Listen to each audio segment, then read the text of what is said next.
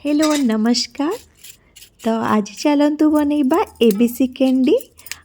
ABC apple beet और गाजर नुह आमला बीट और गाजर कैंडी।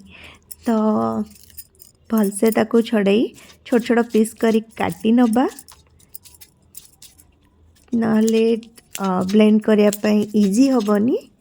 तो कटा सरला परे ताको टिके हल्का स्टीम करी नबा।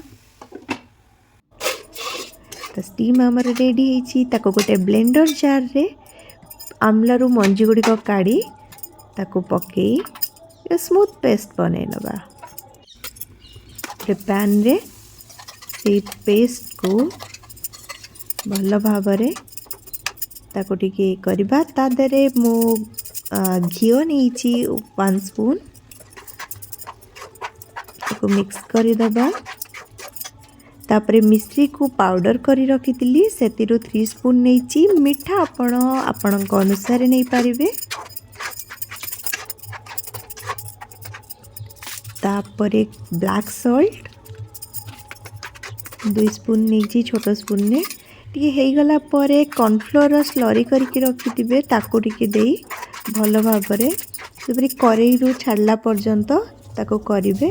तापरे गोलमरिच गुंड टिके पकई जोटा कि काली मिर्च पाउडर ताको पकई रेडी कर नेबे।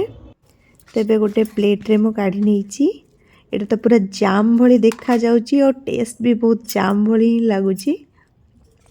ताको प्लेट रे मिश्री पाउडर देई छोट छोट गोल करी रखी नबा। तो आपण को मोर एबीसी कैंडी केमती लागिला निश्चय जणाइबे। रहिली नमस्कार।